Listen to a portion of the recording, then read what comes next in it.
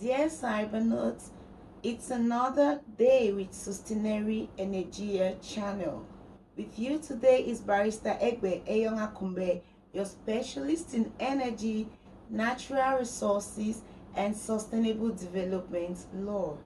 Today I'll bring to you an in-depth of cost oil, profit oil, and how that could be used in drafting your very beautiful production sharing contract. Now, before I explain anything, you first have to know what is cost oil, what is profit oil. So, talking about natural resources, whenever you want to talk about the exploitation of natural resources, you will notice that it will involve a contract between the host country where the natural resources is found and the contractor who is coming in to carry out the exploitation. Now, the production sharing contract I would like to talk about today will be laying emphasis on crude oil. Reason why you keep hearing me talk about cost oil, you hear me talk about profit oil, because I am taking crude oil as a case study. So, talking about cost oil, what is it that I want you to know?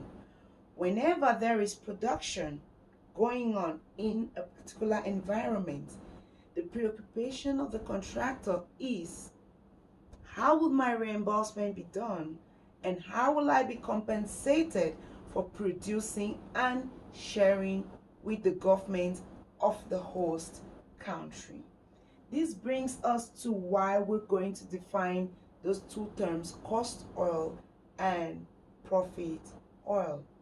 Cost oil, in effect, refers to that production for the recovery of costs. It is the capital that is invested in carrying out that production exercise.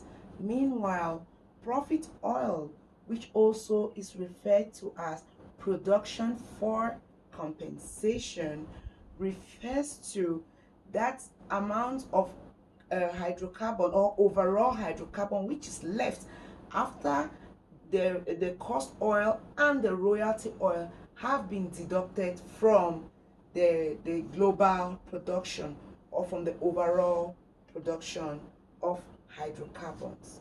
So this means that the profit oil is that gain. Basically, I have taken away, being a contractor, right? I've taken away how much I put in to carry out my activity. I removed that money. I removed how much I spent in form of share of production. So the country is going to give him a share of that crude oil which he extracts to compensate for the capital that was incurred. Now, the profits will now refer to after paying off the exploiter or the contractor. What will happen is what is left to be shared between the state and him as per the production sharing contract, right? That part which the contractor gets is referred to as the profit oil, and the state too gets as profit. Good. So with that in mind, I like to bring your knowledge to what the expert or the specialist has in mind when drafting such a contract. Anyone can draft a production sharing contract, but as a specialist, you must have something specific in mind. You must ensure that the cost oil is lesser than the percentage of crude oil that is generally produced. That must be the number one thing that gets into your production sharing contract.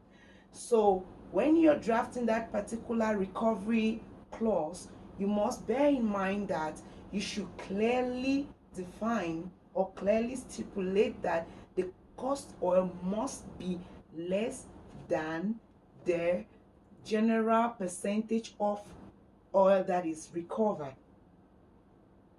Now, with this in mind, you will be asking yourself that how am I to clearly define the percentage of crude oil, or how am I supposed to define the quantity of cost oil that should come up? This is why we talk about RPC SAT. That's the acronym I have for the terms and conditions which will be met in our production sharing contract. These terms and conditions have to be put in a form that I chose an acronym RPC SAT, which means Recoverable Petroleum Cost Special Amortization Terms. Recoverable Petroleum Cost Special Amortization Terms. So with this specific idea in mind, we will be having that this petroleum we want to recover, or we're hoping to recover, how are we going to? Amortization here means like it's like a shock absorber. So what are those terms that are there to absorb the cost recovery? That's basically what this means. So recoverable petroleum cost special amortization terms is the exact particular mindset of a specialist when drafting a production sharing contract. So this was because we're using petroleum as our case study. Now, depending on the natural resource which you will be drafting a production sharing contract for, you would have to keep these RPC SAT concepts in mind. In petroleum, I know of the recoverable petroleum cost special amortization terms.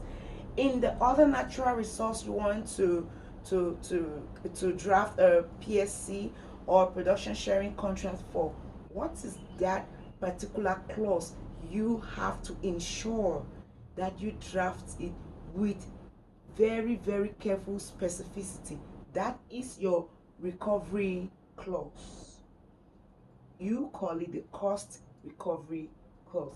So with this in mind, it's obvious that if you draft a very beautiful cost recovery clause, it's going to be a win-win for the state and for their contractor. So hoping that this brought a very, very lovely glow on the idea of the cost recovery clause. I hope that this cost recovery clause will help you as an expert to draft a very beautiful and lovely win-win contract for your clients and your states. Hoping that I'll meet you in a very, very, very good health, and that you'll be in my next episode to hear about something new. Have a wonderful day. I remain yours, Barrister Egbe. Thank you.